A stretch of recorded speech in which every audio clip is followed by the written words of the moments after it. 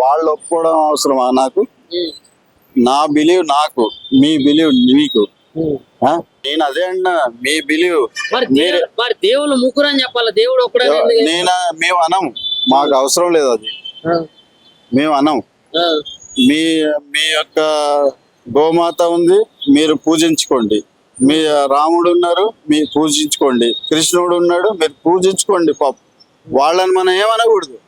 మీ యొక్క ఆస్థ ఆయన మీద ఉంది, మీరు దాన్ని పూజించుకోండి. కానీ మా యొక్క ఆస్థ ఏదైతే కనబడని శక్తి ఉందో, మా యొక్క అల్లానే మేము ప్రేమిస్తాం తప్ప ఎవరో తీసుకొచ్చి ఇప్పుడు ఎవరొకళ్ళు ఇప్పుడు ప్రైమ్ మినిస్టర్ మంచి పని చేసిండు అనుకో, ఇందిరాగాంధీ పాకిస్తాన్ ని ఓడించింది, మరి ఓడించి 2 ముక్కలు చేసింది. ఆమె దేవత అని మనం అనం, నేను అనను, ఆమె ప్రైమ్ మినిస్టర్ అంటాం. ఇప్పుడు మోడీ 3 రోజుల్లోని ఇంట్లో కూర్చున్నాడు, మేము అనం మోడీ దేవుడు అని అనం, దుర్మార్గుడు అని కూడా అనం. ఎందుకంటే ఆయన పరిస్థితి అది, ఆమె పరిస్థితి అది. ఆమె ఒక ప్రైమ్ మినిస్టర్, ఈయన ఒక ప్రైమ్ మినిస్టర్, ఇద్దరిని సమానంగా చూస్తాం తప్ప ఈయన 3 రోజులు క్లోజ్ చేసుకోవడానికి ఈయన తిట్టడం, ఆమె పోవడం ఏ లేదు. ఆ ప్రైమ్ మినిస్టర్ అప్పుడు ఆమె పనిచేసింది, ఆమె గెలిచింది, ఈయన ఓడిపోయింది అంతే. మీరు చెప్పిన దాన్ని బట్టి మరి అసలు దేవుళ్ళు ఎంతమంది? మరి నాకు అసలు దేవుడు అనేది ఒక్కడే. మరి నరేంద్ర మోడీ గురించి మాట్లాడతారు, అటు రాహుల్ గాంధీ గురించి మాట్లాడతారు. నువ్వు ఒకటే, నేను అనేది ఏంటంటే సందర్భం ఉంది. ఇందిరాగాంధీ అనే ప్రైమ్ మినిస్టర్ పాకిస్తాన్ ని 2 ముక్కలు చేసి, బంగ్లాదేశ్, పాకిస్తాన్. మన మోడీ ఆమెని మేము దేవుడు అనం, ఎవరిని? ఇందిరాగాంధీని. ఇక్కడ మోడీ 3 రోజుల్లోనే క్లోజ్ చేసుకొని కూర్చున్నాడు, ఈయనను కూడా మేము దేవుడు అన్నాం. ఎవరు బెదురుకున్నారు అది వేరే విషయం. కానీ ఆయనను మనం దేవుడు అన్నాం కూడా. ఎవరిని పడితే వాడిని దేవుడు అన్నాం, నరేంద్ర మోడీ గారు ఎవరిని అన్నాం. నువ్వు తీసుకొచ్చి మొత్తం అమెరికా తీసుకొచ్చి నన్ను తీసుకుపోయి ప్రైమ్ మినిస్టర్ చెయ్యి, నేను ఆ రోజు కూడా అదే అంట, దేవుడు ఒక్కడే, నేను దేవుడిని కాదు, వాడు దేవుడు కాదు, వీడు దేవుడు కాదు అంట. ఖురాన్ బోధకుల్ని మరి గురువులకు చూస్తారా మీరు? తప్పకుండా. ఏ రకంగా వాళ్ళు ఏం చెప్తారు, అసలు సిద్ధాంతాలు ఏంటి? అసలు ఉన్నదే ఖురాన్ లేదు ఉందో అదే చెప్తారు. ఏముంది అసలు ఖురాన్ లో? దేవుడు ఒక్కడే. సింపుల్ స్టేట్మెంట్ ఏంటి? సింపుల్ స్టేట్మెంట్ పీస్, మానవత్వం. మానవత్వాన్ని ఫస్ట్ ప్రిఫరెన్స్ ఇవ్వండి. దాని తర్వాత వచ్చేసి మీరు జీవనంలో అందరినీ కలుపుకోండి.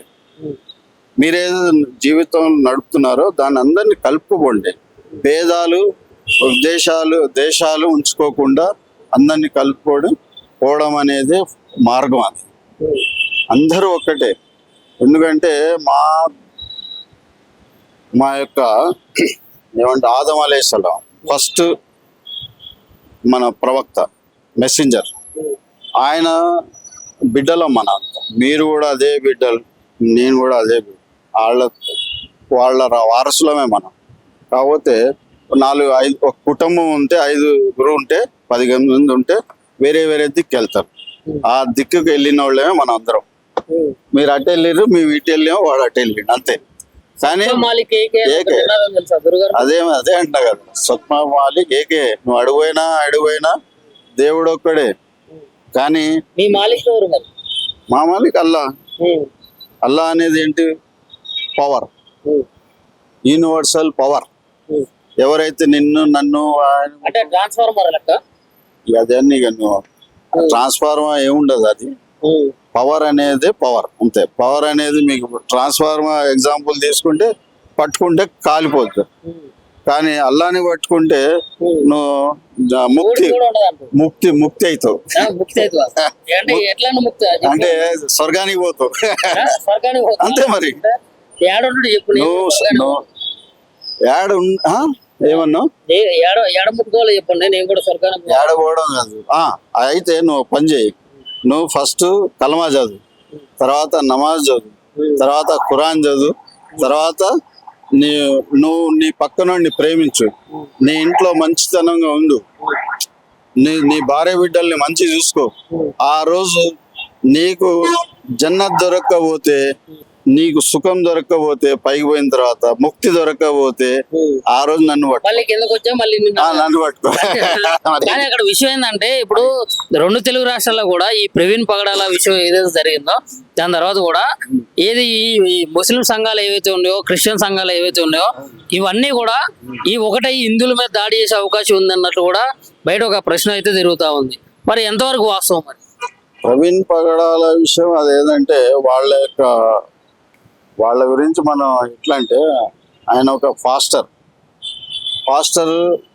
ఆయనకు జరిగిన అన్యాయం అనేది చాలా మరి నేను కూడా ప్రగాఢ సంతాపం అనేది తెలియజేస్తున్నాను. ఎందుకంటే ఒక వ్యక్తిని ఎవరు చంపినా లేకుంటే యాక్సిడెంటల్ అయినా సరే ఏదైనా మనం ప్రగాఢ సానుభూతి చూపించవలసిందే.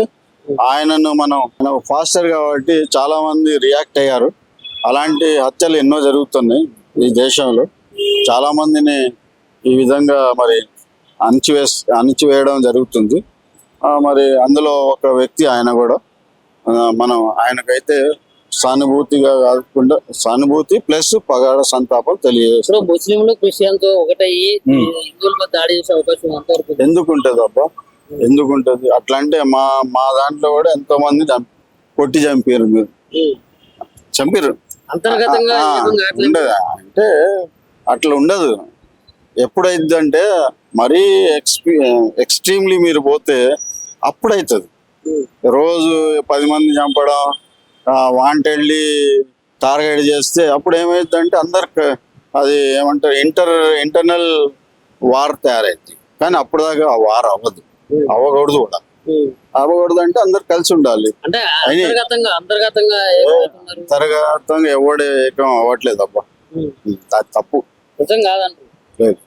మీరు మీ అభిప్రాయం ఏంది క్రిస్టియన్స్ మీద హిందువుల మీద? వాళ్ళిద్దరు నా అన్నదమ్ములు, అక్క చెల్లెళ్ళు. వాళ్ళు ఎంతైతే గాలి పీల్చుకునే శక్తి ఉందో వాళ్ళు పీల్చుకుంటారు. నాకెంత ఉందో నేను పీల్చుకుంటాను. వాళ్ళు ఎంత భోజనం చేయగలుగుతారో అంత భోజనం వాళ్ళు చేస్తారు. వాళ్ళ హక్కు, నా హక్కు కూడా. నా భోజనం ఎంత తినాలో నేను అంతే తింటాను. మందరం కలిసికట్టు ఉండడానికి దేశం తయారైంది. ఈ దేశాన్ని విడగొట్టాలనే దుష్ట శక్తులు కొంతమంది తయారయ్యారు. ఆ తయారైన వాళ్ళని మన అందరం కలిసి కట్టుగా ఎదుర్కొందాం. వాళ్ళని మనం పాలదోడదాం, లేదంటే వాళ్ళని ఉరిదిద్దాం. ఇప్పుడు ఉగ్రవాదుల్లో ముస్లింస్ ఎందుకు ఎత్తుకున్నారు? అదే అట్లా అంటే మొన్ననే చూసారు కదా, పాకిస్తాన్ జెండాలు తీసుకుపోయి హిందువులే కట్టారు. వీడియోలు చూడట్లేదా? అది ఏ లేదు, అది వాంటెడ్లీ మన దేశాన్ని విడగొట్టడానికి కొన్ని కుట్రలు జరుగుతున్నాయి. ఆ కుట్రలు అనేది మరి బయట దేశం కాకుండా మన దేశంలో కూడా కొంతమంది చేస్తున్నారు. మరి ఏం చేయగలుగుతాం వాళ్ళని? దాన్ని మనం అడ్డుకోవాలి, అందరు కలిసి అడ్డుకోవాలి. ఎస్సీ బీసీ మైనార్టీలు అందరు కలిసి అడ్డుకోవాలి. అడ్డుకుంటేనే మన దేశం హాయిగా ఉంటది. రేపు పొద్దున రాబోయే పిల్లలు మనం ఏం చూపిస్తున్నాం బ్రదర్. ఇవే మాటలా? ఈ మాటలతో మనకు సంబంధం లేకుండా మన పిల్లలకి రాబోయే కాలంలో మంచి భవిష్యత్తు ఉండాలని మనం అందరం కోరుకుందాం. ప్రతి మనిషి ఒకటే ఆలోచించాలి, దేశాన్ని మనం ఏ విధంగా ముందు తీసుకోవాలి, మన వాళ్ళని మనం ఎట్లా పైకి తీసుకురావాలి. అంటే పిల్లలు రేపు భవిష్యత్తు లేదు బ్రదర్. ఈ రోజే చూడండి ఎంత ఘోరం అంటే 12 గంటలు పని చేయిస్తున్నారు. మీరున్నారు, మీకు తెలుసా జర్నలిస్ట్ అంటే ఇదివరకు ఎక్కడ ఒక పర్టికులర్ పాయింట్ దగ్గర పోయి మాట్లాడేవాళ్ళు. ఈరోజు మిమ్మల్ని గంటకు ఒక ఏరియా తిప్పుతారు. ఈ యాజమాన్యం తప్పనట్లేదు. ఎందుకు తిప్పుతారు? వాళ్ళ కమర్షియల్ ఇన్కమ్ కావాలి. మీరే 12-14 గంటలు పని చేస్తారు, లేబర్ అయితే 12 గంటలు. ఇవన్నీ రాబోయే కాలంలో 24 hours పని చేయడానికి కూడా ఉంటుంది. అది పరిస్థితి. కాబట్టి దేశాన్ని మనం లేబర్ లాస్ కూడా కొన్ని చేంజ్ చేయాలి. 12 గంటలు కాకుండా ఓన్లీ 8 గంటలు 6 గంటలు పని చేయించేటట్టు చేయాలి.